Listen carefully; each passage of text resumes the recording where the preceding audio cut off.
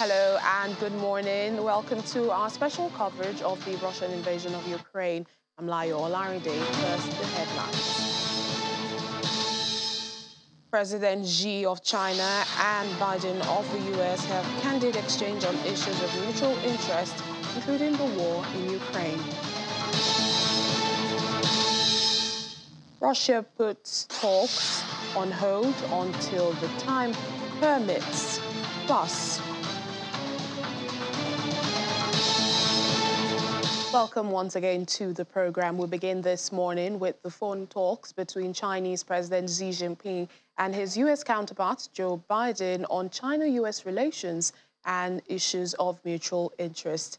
President Xi pointed out that in the world today, the trends of turbulence and transformation are evolving, and deficits in development and security are looming large.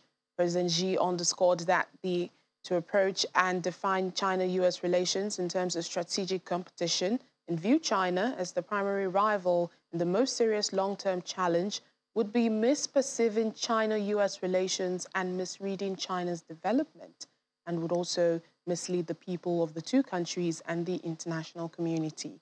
He added that the two sides need to maintain communication at all levels and make good use of existing channels to promote bilateral cooperation. On the other hand, President Biden said that the world is at a critical moment, and U.S. and China cooperation benefits not only the two people, but also people of all countries. The two presidents exchanged views on issues including the Ukraine crisis, where President Xi reiterated China's principled position. And there may be another conversation soon, as Russia has acknowledged it received a call request from the U.S. Russia's Ministry of Foreign Affairs says a conversation between the two nations' top diplomats might take place as soon as the busy schedule of Foreign Minister Sergei Lavrov allows. Well, the ministry's spokesperson, Maria Zakharova, says Mr. Lavrov will pay attention to this request when time permits, referring to Washington's request for a phone conversation between Lavrov and the U.S. Secretary of State, Antony Blinken. Well, the U.S. says it plans to use the call to follow up on its substantial proposal on the release of two Americans currently held in custody in Russia. That's the basketball player, Brittany Griner, who was arrested on drug smuggling charges, and Paul Whelan, who was jailed on suspicion of espionage. Well, there is no deal yet between the United States and Russia on swapping detained U.S. basketball star Brittany Griner and the former Marine for an imprisoned Russian called by American prosecutors one of the world's most prolific arms dealers. Well, State Department spokesperson Ned Price said that the negotiation has not moved to the extent that the U.S. would like, and that it is a U.S. priority to see both of them released as swiftly and promptly as possible. Secretary of State Antony Blinken said the U.S. had made substantial offer to Russia to release the U.S. citizens that are currently in Russia. And he said a source said that Washington is willing to exchange convicted arms trafficker Viktor Bout, known as the Merchant of Death. Kremlin spokesperson Dmitry Peskov expressed surprise at the public remarks from Blinken. Russia has repeatedly cautioned Washington that such discussions are best conducted in private. While the families of hostages and detainees have been increasing pressure on U.S. President Joe Biden, most recently in the case of two-time Olympic medalist Griner, who has been held since February. Well, this may explain Washington's eagerness to make public statements about negotiations. Every single day that Paul Whelan and Brittany Griner remain behind bars, it is injustice compounded on itself. Our goal is to see these cases resolved just as soon as we can. We have expressed interest. We have made clear to the Russian Federation that we are seeking a conversation between Secretary Blinken and Foreign Minister Lavrov. Before the Secretary spoke yesterday, we had made contact with the appropriate Russian counterparts to put in a call request. The Russians acknowledged that call request yesterday. We have continued to go back and forth. As you know, Foreign Minister Lavrov is in the midst of travel, so I don't have any update to provide in terms of when they may be able to connect.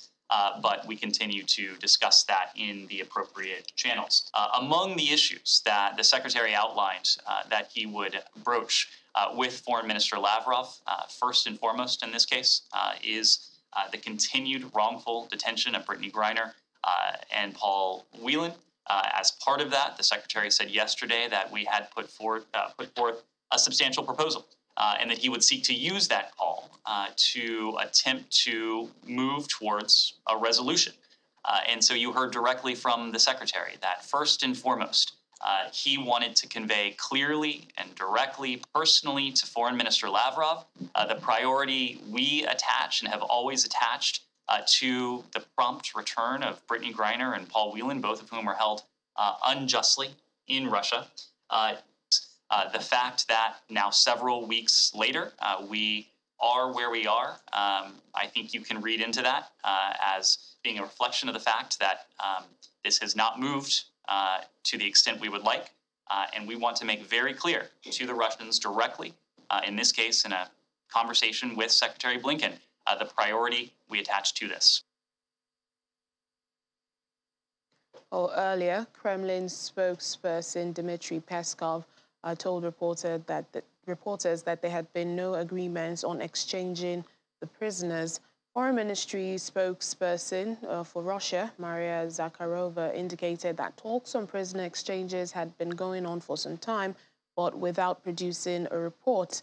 According to her, the issue of the mutual exchange of Russian and American citizens in detention on the territory of the two countries was at one time discussed by the presidents of Russia and the United States. She said negotiations would need to take into account the interests of both sides. Also, other stories now. UN Aid Chief Martin Griffiths says he is hopeful that the first shipment of grain from a Ukrainian Black Sea port could take place as early as today, but crucial details for the safe passage of vessels are still being worked out. Griffiths said Turkish, Russian, and Ukrainian military officials are working with a UN team at a joint coordination center in Istanbul to hammer out standard operating procedures for the deal agreed by the four parties last Friday. While Mr. Griffiths stressed that the operation to resume Ukraine grain exports was commercial, not humanitarian, he said the UN hoped poorer countries would be given priority, specifically citing Somalia, where nearly 250,000 people are facing starvation.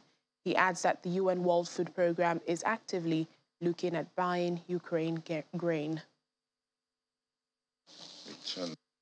We needed to have the elements and the proposals in place or being considered that would lead to a commercially viable operation.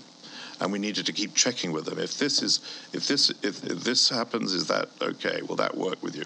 Will safe channels be sufficient? Will safe channels with guidance by search and rescue tugs and pilots from Ukraine, is that an added need, and so forth? So those contacts have been throughout the negotiation and largely reassuring. But then, as you know, as I was saying with Edie, let's see the implementation. But in that regard, the meeting that was held, very large meeting yesterday morning in Istanbul by, again, our team with the shipping sectors, and I've seen some of it, was very detailed about what was needed. Vessels having come through those territorial waters will then go across a defined safe corridor. You'll remember that the Russian Federation throughout this period were reminding us of the fact that they have continually identified such a corridor. Our position on that was you need to negotiate agreement on a corridor rather than simply offer it, but offering it is a good first step. That corridor, again, will be part of this, the implementation of this agreement. This will be monitored by the Joint Coordination Center, which, as you've seen, is now up and running in Istanbul, thanks to Turkey, and the Turkish military, who've been so central to all these negotiations. And so ships involved in the initiative, in other words, going in and out, going in to get grain and out with grain, will be identified as part of the standard ship movements identification system, but will be identified as part of this initiative by the Joint Coordination Centre, and then they will go through these identified lanes. And providing they remain in the lanes, the safe channels and the safe corridor, they will be protected from any military activity, because the agreement, as you know, provides for an absence of any attacks on movements of ships in those areas, and indeed protects port facilities engaged in this initiative. You know, there was the attack on Saturday morning, and this was a reminder that we had no time to waste. That was at least a reminder about that. And we knew that we had no time to waste because of the requirement to get the grain out of Ukraine and into the open market. To me, with limited experience in the UN, this has been about the most rapid stand-up of an operation that I could think of. The Joint Coordination Centre, with representatives from the Russian Federation, Ukraine, Turkey, and the UN, started its work 2 days ago, formally launched yesterday, of course, by the Defence Minister of Turkey, and has spent its time in detailed negotiation of standard operating procedures, which will put the agreement into a form of practice, and this needs to be negotiated. We continue to be reassured by those two communities, the insurance and the shipping communities, that what we have in mind is a viable operation. But there's a lot of detail that's necessary to share with them, because this is essentially, the Black Sea Initiative is a commercial operation. There will, however, be a very large part played by the World Food Programme, who are our sort of integrated partners in this, who will be buying Ukrainian grain for export to the humanitarian market, and they're very active already in being one of the first out of the block. As well and just now about the standard operating procedures that are being. Lithuanian President Gitanas Nausėda has visited Kiev and addressed the Ukrainian parliament on the country's new national holiday, the Ukraine Statehood Day. Nausėda and Ukrainian President Volodymyr Zelensky were in the Verkhovna Rada, Ukraine's parliament, when air raid sirens started to sound. Mr. Nausėda promised continued military, humanitarian and financial assistance in Ukraine's war against Russia and support for Ukraine on the road to EU accession. At a joint news conference after the visit to Parliament, the Lithuanian president said that his country would continue to support the Ukrainian military. The country's newest military support package would contain ammunition, 10 armored vehicles, as well as the possibility to obtain an anti-drone system manufactured in Lithuania.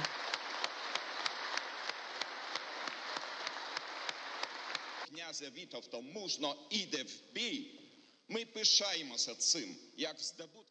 Well, joining us now for this discussion on the program is Oladunde Aria, a researcher in global security. Thank you so much for joining us on the program. Thank you for having me.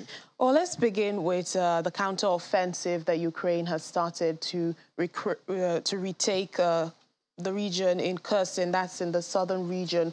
What do you think about this? Does this presuppose that it thinks, it has a military advantage now? Well, considering the fact that the southern region has a river that cuts off Kherson away from the entire country, it gives Ukraine an advantage in a way that that area has been cut off from the other areas as fully occupied by Russian forces. And they had the advantage of having the geographical knowledge of the environment. And I think, as they said yesterday, that they will be revving up their game plan and then they'll be able to send Russian forces out of the territory. It's important because the biggest power plant in Ukraine is within that territory. And as we talk now, it's occupied by Russian forces. So, they just have to do something about it. Well, on the other hand, Russia, which has said its military objectives have expanded and has resumed attacks in the Kyiv area. If you remember, early on in February, Kyiv was one of the main, the capital city that they were trying to get, but they couldn't. What do you think both sides are up to? Well, war is a competition. Just that this time around, this deadly competition that involves lives, properties getting destroyed. So much that there's a bridge that was destroyed by Ukrainian forces to still create problems for Russia. I just think, I was thinking that by now, efforts would have been at the highest level trying to bring this to a close. But situation whereby both sides, they're still increasing the armament and then taking the attack to a new level, just shows that the war is not about to come to an end. And even we see Western countries, pumping more support militarily the support Ukraine. Is still work in progress. Because I listened to the spokesman for Ukraine yesterday when he said that, yes, they enjoy their support and they pat on the back, but they need the weapons to fight the war. I mean, that it's not enough to express support, but the weapons should be available to their troops to confront Russia at the same level. Well, Western countries, they're now dealing with economic challenges and the economic impact of this war at home. How strong do you think their military and financial support for Ukraine will be and will eventually help? Okay. Ultimately, and beyond anybody's projection, Ukraine, at the start of the war, or the invasion rather, the thinking was we had a situation. Okay, but they've been able to hold back very largely. Remember, right now, there's grain blockage, whereby they cannot export. And they are right into the harvest period, okay? But unfortunately, the fields are not any safe for their farmers to move in. And that will record massive food wastage. Unfortunately, several countries, including Nigeria, are already suffering from these blockages. So to that extent, and don't forget that the only industry that sustained is the steel industry there, that despite all the bombings, they've been able to keep their own. So it's not going to be in favor of Ukraine anyhow at the end of the day.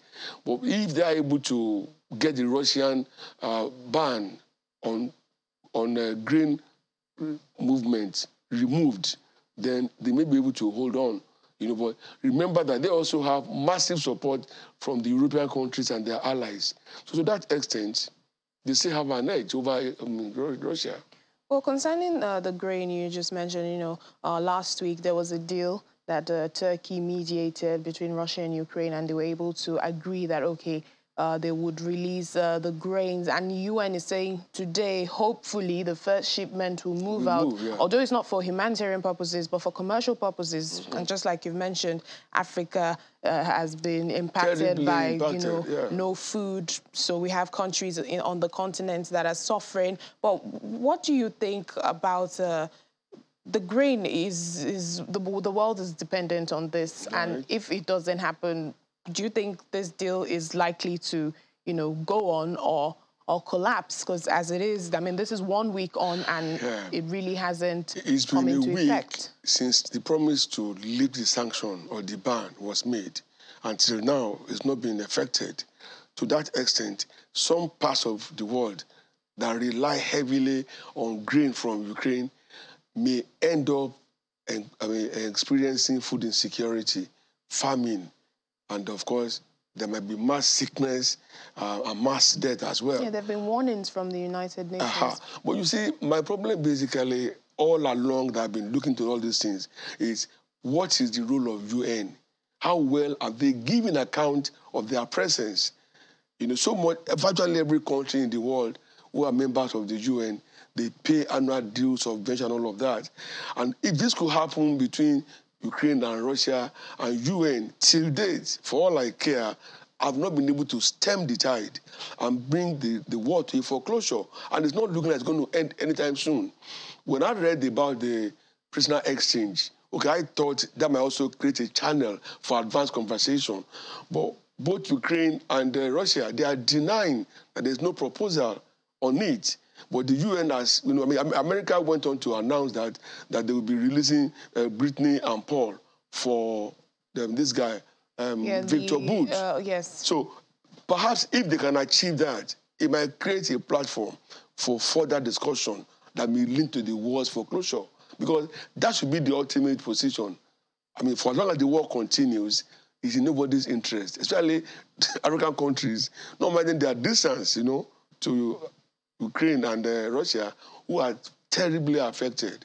Now, talking about that prisoner swap, do you really see this happening? Because Russia is already saying, this kind of discussion should have been held in private, but, we're hearing about, so there's a proposal, there's no proposal. Do you really see this happening? We're in an information age, and whatever you do in your corner gets reported globally. Technology has changed the dimension of things. Whether openly discussed or privately discussed, the aim will be to achieve the release. Because according to what I read on Brittany, she said she wasn't giving quality representation, that accusations laid against her were written in Russian, and that they were not interpreted to her clearly enough.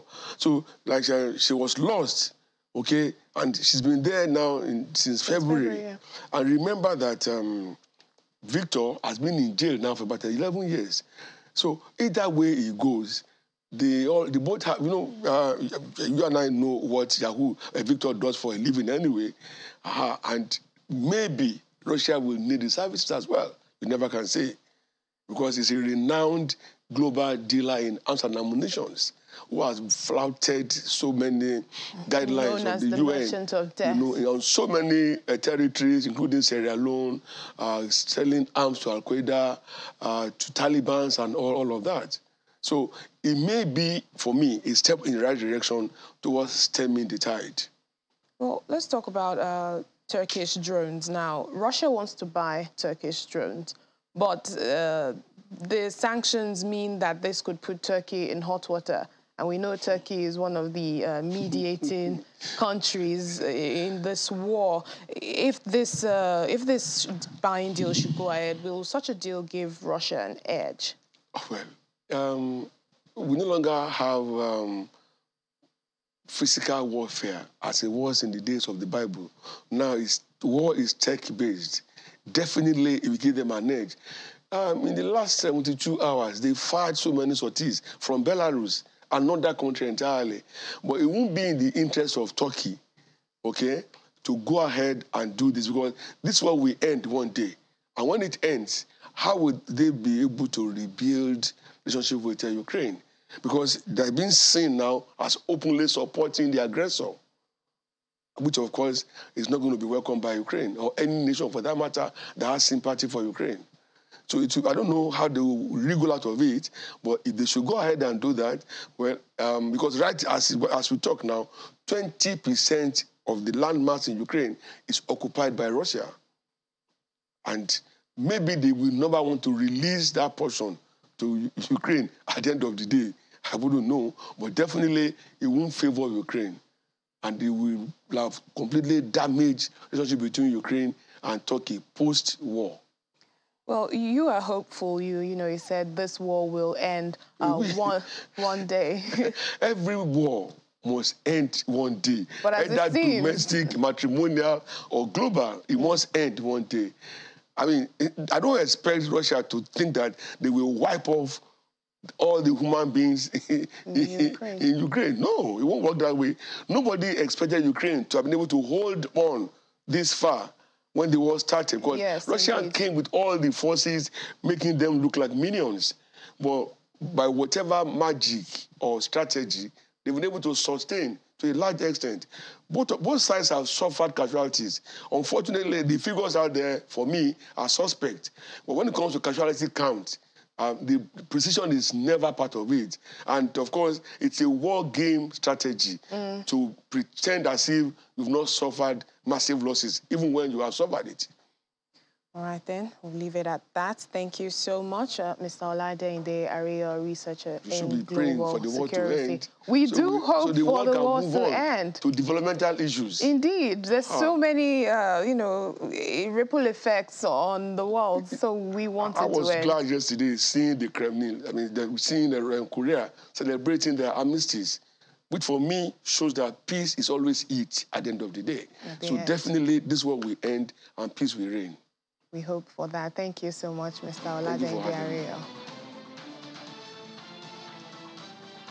Well, still to come on the program. Austria's Chancellor Karl Nehammer says the UN cannot ban Russian gas as that will hurt the bloc. Please join us again.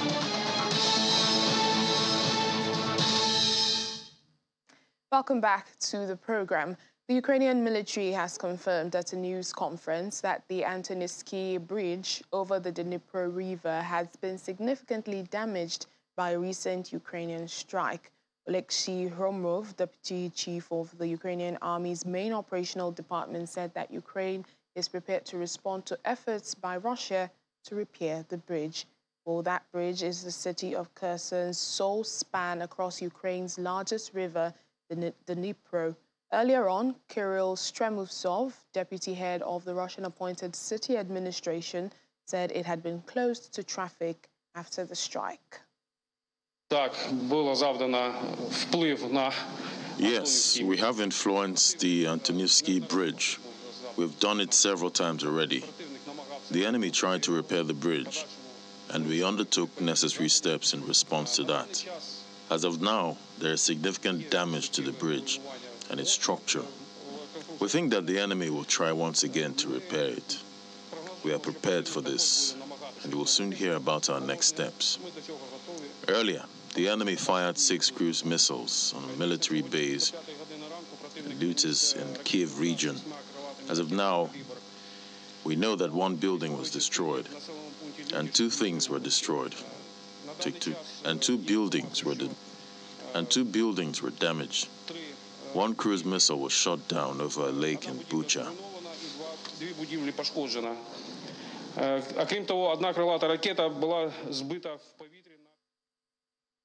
The Ukrainian parliament has adopted legislation allowing Poles to legally stay in the country for 1.5 years without needing to obtain any special permits while enjoying similar rights as Ukrainians. Well, the bill on the special guarantees for Polish nationals was supported by 283 members of parliament. According to officials, the new law, once signed by Ukrainian President Zelensky, will provide the Poles with the right to employment, economic activity, education and medical care, as well as make them eligible for some social benefits. As Rada Deputy Olga Sogiev said in mid-July, in addition to these social guarantees, Poles with European qualifications such as doctors, health workers or obstetricians will be able to work in Ukrainian state clinics. Well, Zelensky introduced the bill on July 11th, a day commemorating the victims of the Holnia massacre, in which tens of thousands of Poles were murdered by Ukrainian nationalists during World War II. The news about the bill's introduction to Rada was announced by Polish President Andrzej Duda, who said that Zelensky's move had a symbolic meaning as the nation that had tried to get rid of Poles at all costs was now welcoming them. Russian artillery hit the northeastern town of Chuiv in Ukraine's Kharkiv region. According to local officials, one of the shells severely damaged several apartments in the building, but there were no casualties reported. Vladimir Bulus, a resident in the damaged apartment, said he and his wife were saved because they followed the rules conveyed by the Civil Defense Administration. Ivan Sokol, director of Kharkiv Regional Military Administration Civil Defense Department, said that the shell hit right inside one of the apartments. While Russia has repeatedly denied targeting civilian areas, despite mounting evidence that its missiles have hit residential areas across the country.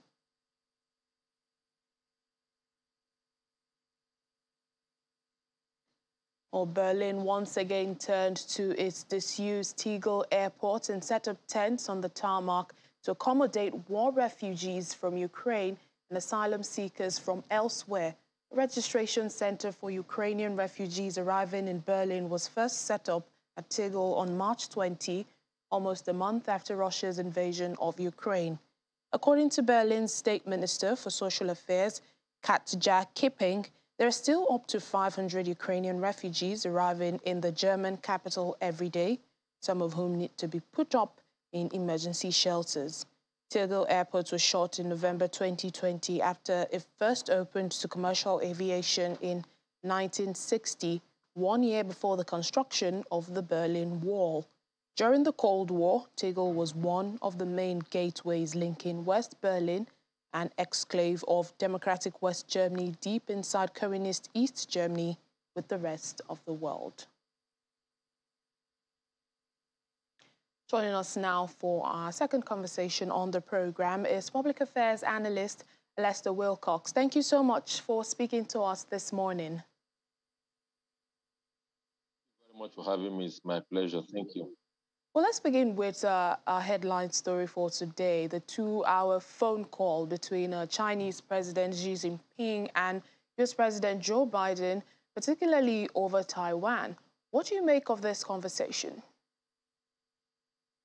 Well, Taiwan has always been a sore point in the within U.S.-China relations because U.S. always is trying to recognize Taiwan as a sovereign country, while the Chinese sees Taiwan as an integral part of the Chinese mainland.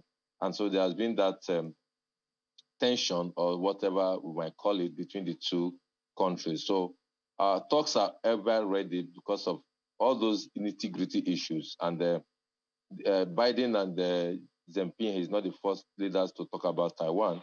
There will always be that conflict, and they will keep discussing about it. Now, for them to have a 2-hour discussion, that means there are specific issues on discourse, and most of them borders about trade, Taiwan independence, supply of arms, and all whatnot. So I see progress for two leaders to sit down and have a good discussion on. I see progress on all fronts, whatever the issues that presently that is cropping up between the two nations. I see progress because there has always been this suspicion with each other as to how Taiwan administration should go. And the Taiwanese wants to remain independent, while the Chinese want the Taiwan to become part of them, just like Hong Kong, which is like a two-country, one system, and a two-country, one system governance. So that is what they want for Taiwan. But I think the U.S. is resisting it, the Taiwanese is resisting it, and the U.S. has always been in favor of the Taiwanese at all points, no matter the discussions that they have. One of the reasons for, the discussion being on Taiwan is because, there are fears of China invading Taiwan, just like, you have mentioned the two-country, one system. But one of the major issues was also the proposed visit of the U.S. House Speaker Nancy Pelosi to Taiwan. Do you think the visit will or should go ahead? Well, certainly the visit will go ahead, from my estimation. Since the advent of the new world program, the new world embarrassment of Russia invading Ukraine, the issue of Taiwan and China has always been in the front burner. Yes, there has been suspicion that one day China will follow suit like the Russia to invade Taiwan. But of course, that is also why the U.S. is setting up strong military and cooperation with Taiwan, and also having serious engagement with China. With respect to the visit of Nancy Pelosi, I do not see that visit being called off, except there are some issues that could be traded off, or there are issues that the U.S. is ready to compromise with. The U.S. stand with respect to Taiwan has always been very straight. Taiwan is a sovereign nation, and therefore they will protect Taiwan. So they have not, yes, once in a while they have given into, maybe when they also need something from China, they're giving to a few compromises with respect to Taiwan from the U.S. But They have not hidden their stance. So if the House Speaker wants to visit and it's a cause of concern for Taiwan, and which will have caused that discussion, I don't see that this a big call, except, of course, there are some issues that are not yet in the open with respect to that discussion that will make that visit be cancelled. The U.S. will always maintain their dominance when we want to maintain their presence, and always give the Taiwanese people the impression or the moral boost that they are with them 100%. More so in this time when there is a threat. I mean, coming from what Russia did, when I say threat. So every of these countries that U.S. have interest in will always want that guarantees and protection. So the U.S. will never share in that dispute. But I think that visit will hold, and maybe some of the activities might be moderated.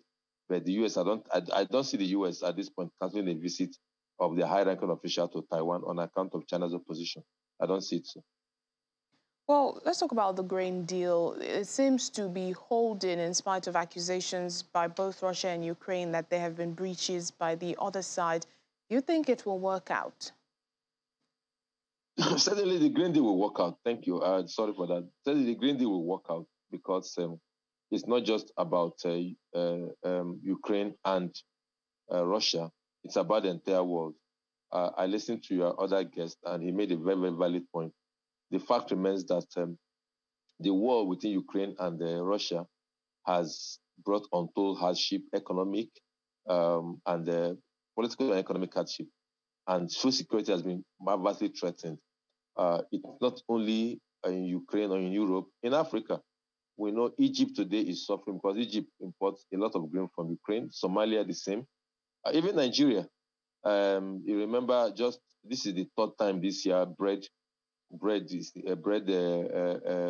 bakers are increasing the price of bread, all on account of the fact that the raw material, which is grain, the supply is not adequate, and there's blockage for imports, and some other issues. So it's a world thing, and that's why the UN is actively involved, especially through the World Food Program, actively involved. So the deal will certainly hold. It's just that the both parties are flexing and seeing how they can get the best out of the deal. Russia do not care in all content. Russia do not give a damn. But the fact is that Ukraine and the world needs the grain to come out of Ukraine. And Ukraine, it's a world producer of grain, and a lot of countries depend on Ukraine grain to survive. So there's going to be a lot of hardship, which is already being caused now.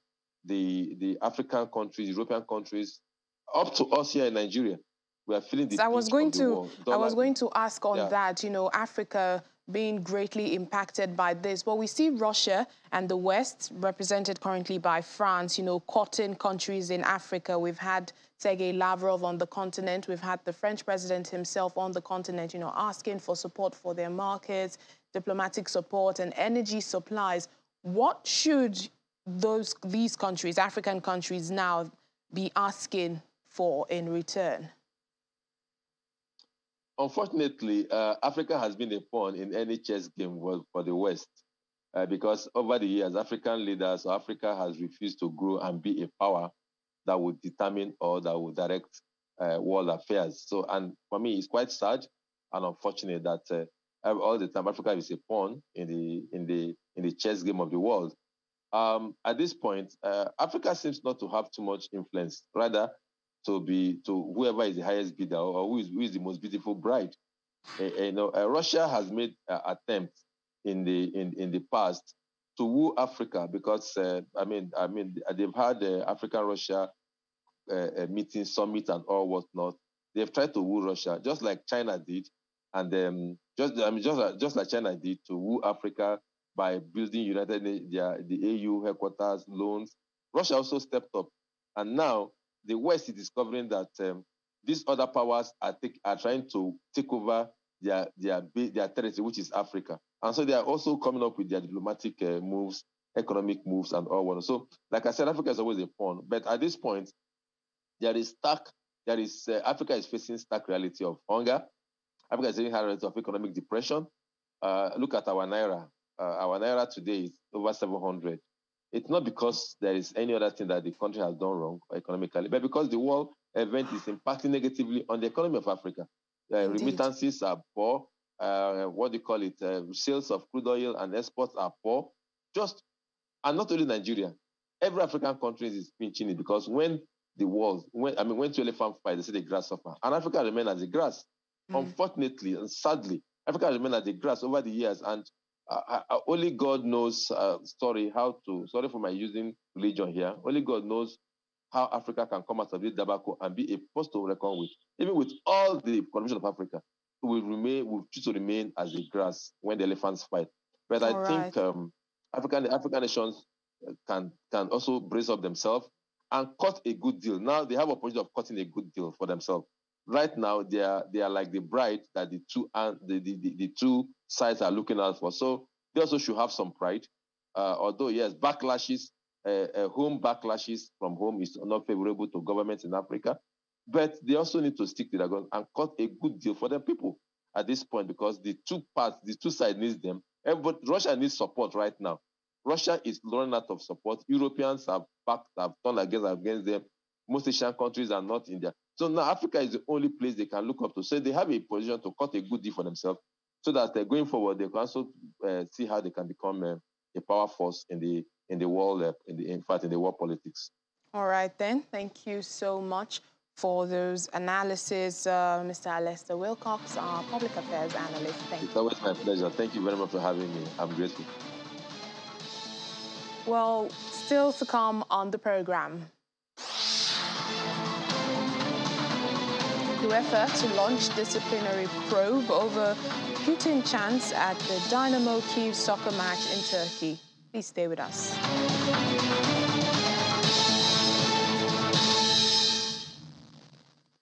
Welcome back to the program. Russia's Sakhalin Energy Investment Co. has asked its liquefied natural gas customers to make payments via a Moscow unit of a European bank and is also negotiating to switch payment currencies away from US dollars. The changes follow Russian President Vladimir Putin's June 30th decree to create a new firm to take over all the rights and obligations of Sakhalin Energy. Well, some buyers are already paying via the designated bank, but these payments are still made in US dollars, and sources made this known. Among the alternative payment currencies being discussed are the Chinese yuan, the Japanese yen, and also the South Korean won. Well, Austria says the European Union cannot ban Russian natural gas as the step would harm EU members more than Russia. Chancellor Karl Nehammer made the comments during a visit to Vienna by Hungarian Prime Minister Viktor Orban. He says sanctions must hit those against whom they are directed more, but not harm those who decided them. According to him, a ban on gas supplies from Russia, an idea that's been circulating within the EU since Moscow started its invasion of Ukraine, would lead to a domino effect in Europe.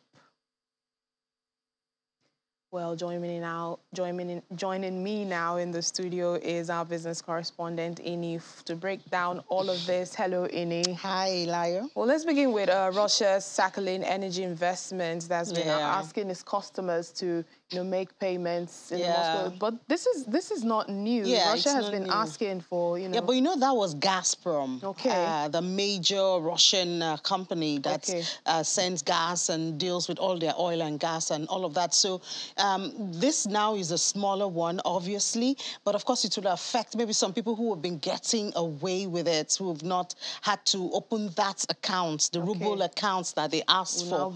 Yeah, but I mean, I think this something that is better with this one is actually that it's not just ruble, so they can deal with other currencies, But it goes down to what we've been talking about the dollar losing its dominance, because if this continues and a lot of people comply, then that means that everybody, the concentration on dollar is going down, and we might not have it as the almighty currency of the world that it's been for years.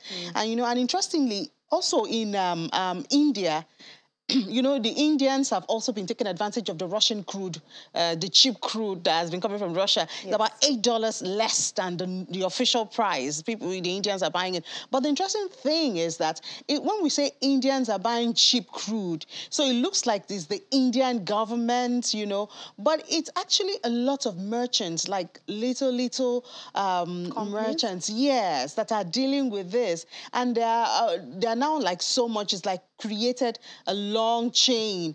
So they buy the Russian oil and then they sell it to anybody who would. So even those who say they want to shun Russian oil sometimes are buying Russian oil, but because they're not buying it directly from Russia, and they're actually buying it cheap. So a lot of merchants, a lot of individuals and corporates are now making a lot of money from Russian oil, you know, and then countries like Brazil, who used to supply oil to India, are losing out. I mean, their export has really dropped. Wow. Yeah, since India turned to Russia. Well, the story I just read, you know, about Austria saying the EU cannot ban Russian natural gas because it will harm, you know, the bloc itself. Yes, yeah. And according to him, this ban would lead to a domino effect in Europe. But aren't we already seeing a domino effect? We're already seeing it. Germany, yes, energy prices in Germany has gone triple. It's 3 times what it used to be. There's a threat. In fact, yesterday, when the GDP of the United States came out, they say the US has technically gone into recession because they've had a quarter-to-quarter drop in their GDP. And it's all because of energy prices. Prices at the pump are now very high, higher than, hitting a record high. So already, and in Germany, they've already started their emergency plan, their energy emergency plan. The EU has already told its members to drop consumption by 15%. And then I saw in the news also that in Germany, they've turned off their spotlight. So they have this beautiful light that they use to beautify some of their monuments, historical monuments. All down. They've all had to put that energy saving. Exactly. So, I mean, already they're feeling it. And, I mean, and yesterday, we talked about the issue of nuclear plants. They were supposed to shut down nuclear plants, but they haven't shut down. They have 2 working at this time, all to sustain. A lot of countries, a lot of them are turning back to coal, which, of course, is not good for the climate and everything like that. But, I mean, I think at this point, they have to prioritize it. Energy cost is there, and that's why they're turning to these different areas where they can substitute the supply from Russia. So perhaps they're determined to meet it, even though it's going to cause hardship. All right, then. Thank you so much, Ini. Thank you for having me. Well, the Ukrainian diplomatic mission in the Middle East nation says a Syrian cargo ship sanctioned by the United States and carrying what Ukraine says is stolen barley from the country has docked in Lebanon. According to the Ukrainian embassy in Beirut, the cargo vessel Laodicea docked in the port of Tripoli, Lebanon's 2nd largest city. The embassy adds that it suspects the ship is carrying 5,000 tons of barley and 5,000 tons of flour. The U.S. Department of the Treasury sanctioned the Laodicea in 2015 for its affiliation with the Syrian government of President Bashar al-Assad.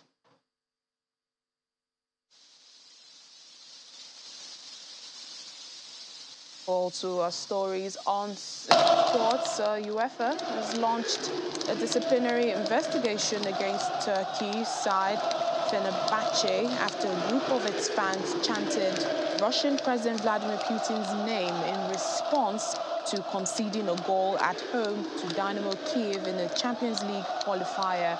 Fenerbahce's hopes of competing in Europe's elite football competition this season were dashed by a 2-1 extra-time loss to Dynamo Kyiv in the 2nd qualifying round tie in Istanbul. Fenerbahce said the chants made by some fans did not represent the club, its position or its views, adding that it stood firmly against the war in Ukraine. Well, the club added that the chants lasted 20 seconds and were prompted by the exaggerated celebrations of some Dynamo Kyiv players after the goal.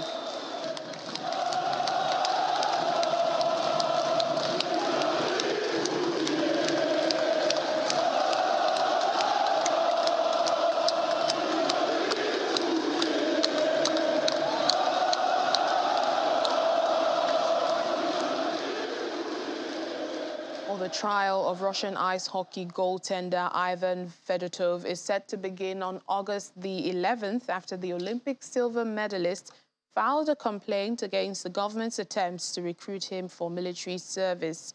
Earlier this month, Fedotov was arrested in St. Petersburg on suspicion of evading military service following Russia's invasion of Ukraine in February. Fedotov was detained outside the ice arena in St. Petersburg and transported to the military registration and enlistment office, where he became ill and had to be transported to the hospital. His legal team has filed a complaint with the St. Petersburg court seeking to invalidate the decision to call him for military service. Well, the latest edition of Vogue magazine, featuring a glossy photo shoot with Ukrainian President Vladimir Zelensky and his wife, Elena, has elicited a mixed reaction online.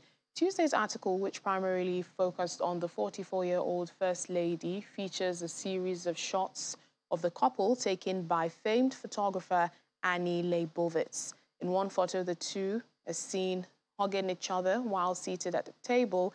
In another, the First Lady sits on the grand staircase as the President stands guard behind her. Another shows Elena standing beside the remains of an Antonov AN-225 Miriam surrounded by armed soldiers.